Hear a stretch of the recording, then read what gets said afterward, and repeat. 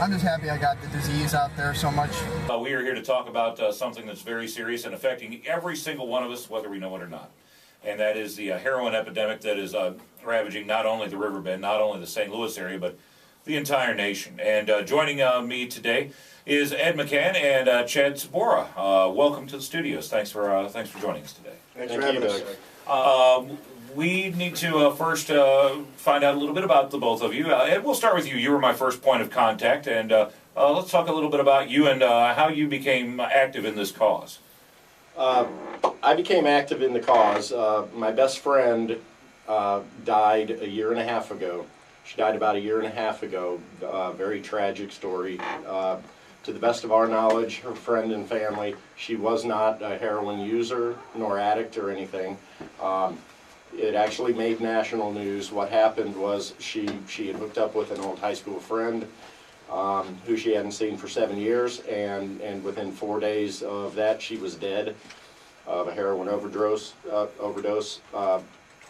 She was driven around for hours and hours while she died, and then carried around in the guy's trunk for 2 days, and then ultimately thrown face down in a field for 3 weeks while her family and friends, everyone searched for her. It was on every news station, radio station in the St. Louis area. It even made national news. She's my best friend in the world, and that's sort of what caused me to begin to learn more about what was going on in the world with heroin. And the more I read and studied, the scarier it got. You know, as you said yourself, this is an epidemic that's really ravaging the nation. Well, was that the case that wound up its conclusion in the Festus, Missouri areas, thereabouts? Am I thinking of the same thing? The body was recovered in Bridgeton, near St. Louis Mills Mall. She was just thrown face down in the field. And she'd never had issues with heroin before? No, she did not. And, you know, that's something we're all very comfortable in saying that. I mean, she just was not a user or an addict. 4 days, huh? 4 days. Boy, that is glamorous, isn't it? Yep. Chad Sabora joins us now. And Chad, what brings you to the cause? I'm a recovering heroin addict. I got involved earlier this year. I saw Ed and a lot of other people, what they were doing around the city. And I felt like the sick and suffering addict out there needed a voice. Someone needed to be speaking for us because there's a lot of things we need as far as treatment, education, and basic help. And I also try to work as a resource for parents or other people that have addicts in their family, so I can try to make them understand this disease and try to help them understand what's going on, how they can best work with the addict in their family, and how they can best deal with what's going on in their lives and still live a healthy life. How long have you been clean now? Over 16 months. Feeling well? Oh, I feel amazing. How does one get into a heroin addiction? It's a different path for many, isn't it? It's a different path for many. I mean, this is a disease, you know, to its core, and it's progressive in nature. What happens to, I would say, most 90% of heroin addicts is that we start on pain pills, Vicodin, Oxycontin, Percocets, whatever it be, usually innocent experimentation with our friends, or somebody has a bottle in a medicine cabinet. We get an injury somehow, and the doctor will prescribe these to us. But what happens with the heroin addict is that we have an allergy, physical allergy to opiates. And once we put those into our body, what happens is our brain literally gets hijacked by the opiate, and it's almost like our self-will is taken. It's very scary because we just completely lose ourselves. We cross any line we've ever had, any moral line we've ever had. We just let it go, and all that matters is keeping that drug in our body. We do horrible things. We live lives of degradation, dereliction, but the thing is, we may be sick, but we can recover, and we can move past our addiction and go on to greater things and helping others. In segment 2 of our hour today, we'll be hearing a recorded interview. I just got off the phone with Madison County Coroner Steve Nunn a little bit earlier today, within the last couple of hours or so, and he talks about some of the statistics that they're seeing in Madison County and some of the efforts that they are doing to try and nip this while they can. The stats are just staggering, and Ed, you can speak to that. You were saying in the lobby before we came in here that that is one of your areas of expertise in this is looking at the numbers and trying to make sense of it for the rest of us. Yeah, and believe me, they are scary. In the St. Louis metro area, in 2011, we had approximately 250 deaths, just in the St. Louis metro area, the 5 surrounding counties. Nationally, opiate-related overdoses are running at about 40,000 per year. And so opiate-related overdoses, including heroin, has already surpassed traffic accidents as the leading cause of accidental death in the United States. And that's not a well-known fact, but it's staggering.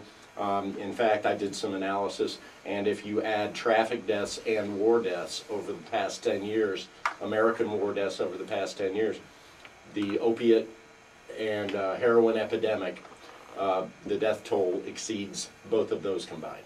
When did heroin become, and I understand this is not your dad's heroin, this is a brand new, more toxic, if there is, I don't know if that's the correct way to describe it, but this is a much more potent version of heroin than what me, growing up in the 80s, was familiar with, the Nicky Six Motley Crue incident where he cooked up heroin, flatlined, was brought back to life, and went back and cooked up some more heroin. That still happens. Does it? People, people overdose and they get taken to the ER, and they'll give you an opiate. Basically, it pulls you out of your withdrawals, and they will. I mean, I've seen it. I've been a part of it. You will wake up sick because what that drug does is that it takes all the heroin, all the opiates out of your brain receptors, and you go into immediate what we call dope sickness. And people will be so. I mean, this is how scary this disease is, and how scary the life of a heroin addict is that we'll be sitting in the hospital and feeling so dope sick, and we just died, and we will leave against medical advice, and within 10 minutes we'll be getting high again, just because we don't want to deal with that sickness. What is the sickness like? God, it's indescribable. Some people say it's like a cold or a flu. It's just, it feels like death. You can't move, can't sleep, you have hot, cold flashes, you can't hold any food down, you're constantly throwing up. Leg cramps, unbearable leg cramps and body cramps. But the thing that also gets you with this sickness is it's the mental obsession. We have very powerful minds, and part of this disease is just the fact that we can live in denial, and our minds can really just play a number on us. And once that physical sickness kicks in, our mental obsession to get high one more time, it makes it 1,000 times worse, and that's all our brain can focus on. So it's almost uncontrollable. That's why a lot of people are blessed when they get locked up in jail or when they get sent to rehab, because you're there, you're stuck, and you can get through the sickness. It's never going to kill you physically. Heroin withdrawals are hellish, but it's very rare if you ever die from them. But just going through them it's sheer torture. But the heroin itself will definitely kill you. Yeah. Back to your point, Doug, it's not the same heroin that's out there today as I grew up with in the 70s. And by the way, I have never done heroin, but I do all this research. And actually a pretty brilliant marketing scheme by the Mexican and South American drug cartels, and which represents the most heroin that's in the United States market. About 10, 12 years ago, they had a brilliant marketing idea, if that's your business.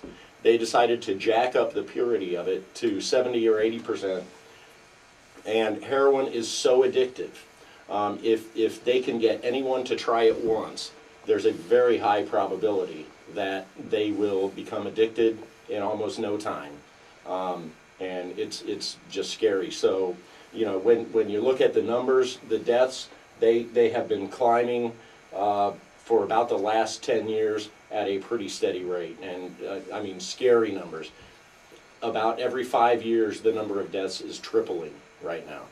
And, do the math. If you got 40,000 in the United States this year, 5 years from now, if we don't do something to stop this, 120,000. And those numbers aren't, we've talked about this before, those numbers are not accurate. Not all heroin ODs are reported. When you're high on heroin, what happens is heroin is a central nervous depressant. Basically, when you put the dope into your brain, it tells your respiratory system to slow down the breathing. So what happens once your breathing gets slow enough, you fall in and out of sleep. It's called noddy. I personally was in about 6 car accidents in a 2-week span because of that effect. A lot of kids are dying out there in wrecks and car accidents, and that's not getting reported as a heroin death, but it is directly caused by heroin. And suicides. Suicides are just the number of suicides is scary, and those don't get reported. And also, there's a shame that comes with being an addict that attaches to not only the addict, but also to the addict's family.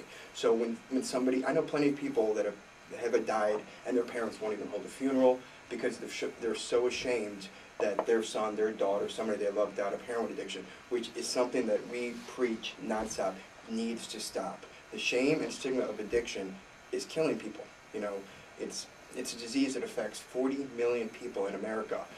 There's nothing inherently wrong with you if you suffer from this disease, but being ashamed of who you are and being ashamed to say, hey, I need help. I'm the parent of an addict. My son needs help. That is going to save more lives than anybody ever can realize. We need a quick break, but as we do, one of the reasons that we are all brought here together is because of a rally coming up on Saturday right here in Alton. It will be from noon to 3 p.m. at the intersection of College Avenue and Washington Avenue. Ed, Chad, will you both be participating in this, and tell us a bit about it? Absolutely. We were asked by several members of the Alton community to hold a rally in Alton, which is frequently how the rallies start. The community asks us to come in and bring awareness. And Alton has been so supportive. We have over 250 people signed up right now, and I mean, we will absolutely surround that. The townspeople, everywhere we go, they love us. I mean, and you can judge that by the waves and the honks that we get. The rallies are just an amazing thing, and it really brings awareness. We'll have much more on the rally coming up in just a little bit, but when we come back, we'll have that conversation we spoke of with Madison County Coroner Steve Nunn. Stick around. And we're back on Let's Talk, and we're talking about heroin awareness today, and again, there's a big heroin rally coming up Saturday in Alton. We'll give you more details on that as we move throughout the next 15 minutes or so. If you miss any part of this program or you'd like to listen to it again, it'll be up on our website by 1 o'clock today. I usually try to have it up by 12:30 or so, but definitely by 1 o'clock. Go to altondailynews.com, click on the Listen tab, and find today's show. Should be fairly close to the top. It'll work its way down as we put more content on there, but over the next few days it should be real close to the top. We are also shooting video in here today, and that's something that absolutely scares radio guys. There's a reason we don't have cameras normally, but Ed, tell us about the video aspect of what we're doing today.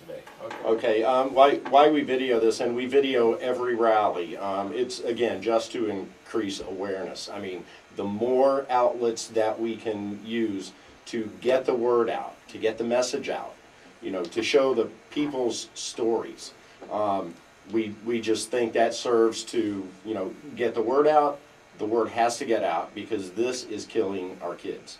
You know, and I really mean kids. A national study showed that in 2009, the average age of a person first doing heroin was about 26 years old. By last year, that had decreased to 21 years old. Now that's the average. We have friends in our rally group who have lost people as young as 14 years old, you know, junior high, middle school. So, I mean, we spread it through radio when we get a chance, and thank you for the opportunity. Welcome. Through the newspapers, through the rallies, through the videos, and everything we can do to get the word out. That's what it's about. And this will be a YouTube offering, Facebook offering, I understand? Yeah, we organize the whole rally group on Facebook. Michael, our video guy, posts all the videos onto YouTube, and then we pass them around on Facebook. If we want to find this video, how will we do that? If you can get on Facebook and join the Anti-Heroin Rally Group St. Louis, then that you'll begin to network out and see where all this stuff. Generally speaking, that's where we post all the rally information, and all the people that frequent that page are the ones passing the videos around.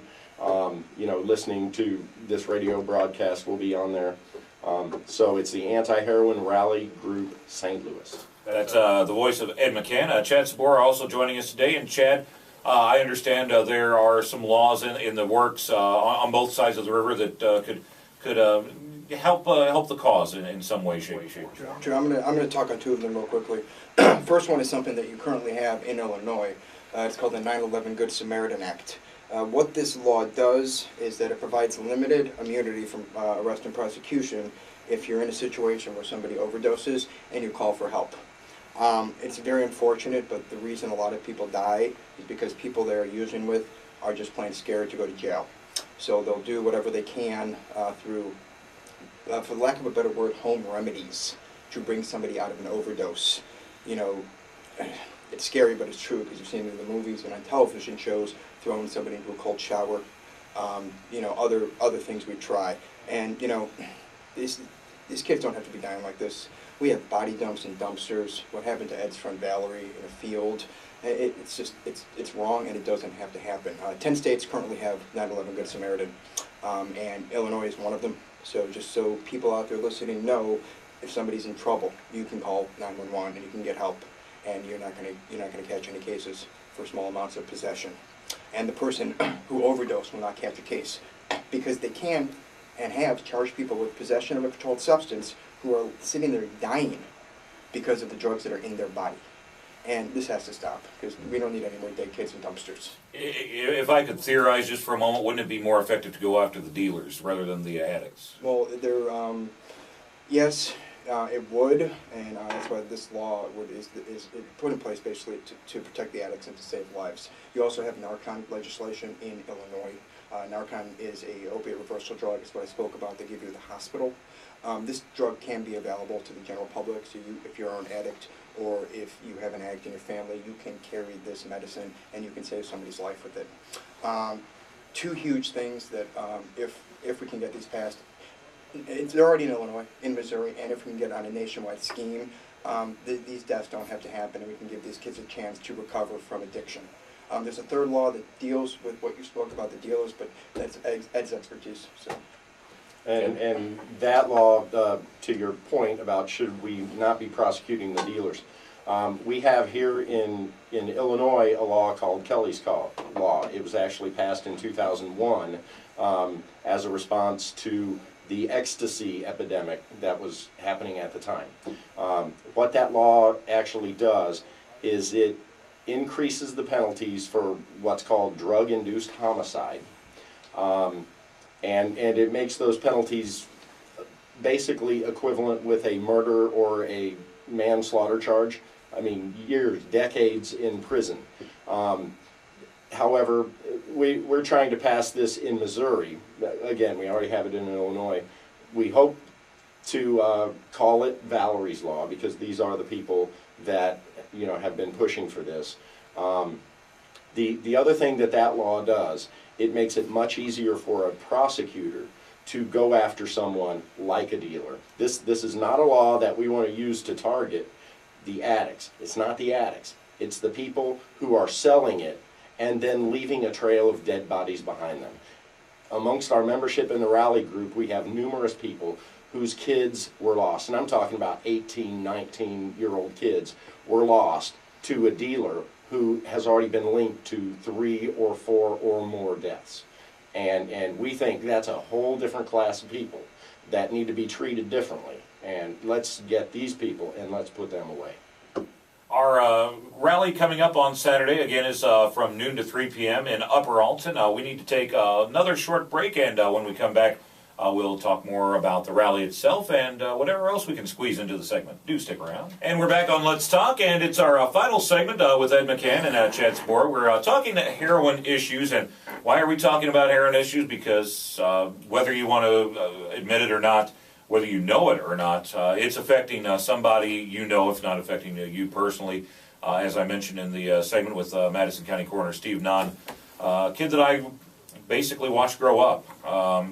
Coached his baseball team, wound up with some issues in that, and that's when it really hit home for me that boy, this isn't someone else's problem. This is everyone's issue, and I'm sure that that's not a unique revelation whatsoever, is it, Chad? No, it's not at all. I mean, you'd be surprised. Like the coroner said, especially there's something different about the struggle of a heroin addict that I've noticed from some other drugs. We don't usually get it our first time at rehab, so it's something that should be understood if you were dealing with an addict, that it might take them multiple times. We are responsible for everything we do. There is no negation of that, but we're sick people and we need time to get well. But in the rehabs I've been to, I mean, when I went to my first rehab, I was a Cook County prosecuting attorney who was a heroin addict. Doctors, other lawyers, CEOs of Fortune 500 companies. I mean, the disease of addiction does not discriminate, especially heroin. It doesn't care who you are, where you came from, who your parents were. The only thing it wants to do is kill you. We have a fatal disease, and we need treatment options for our addicts, and that's basically what it comes down to. No sympathy, no pity party, just an acceptance that people are sick and need help. Now with the anti-heroin rally on Saturday, and again for folks who may just be joining us, this is happening in Upper Alton at the corner of College Avenue and Washington Avenue from noon to 3 p.m. What is it, Ed, that you're hoping to accomplish throughout the 3-hour period?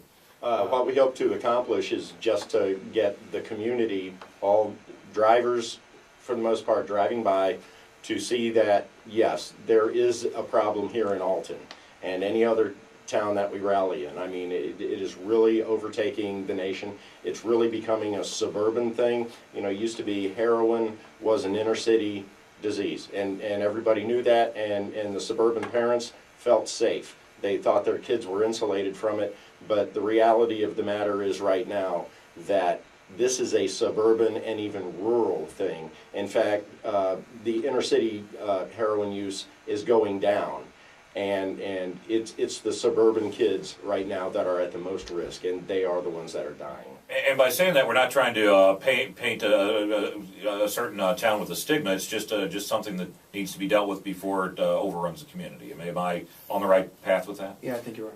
Yep. It's in our minds, it's really about awareness. We have to get people to understand it is in your town.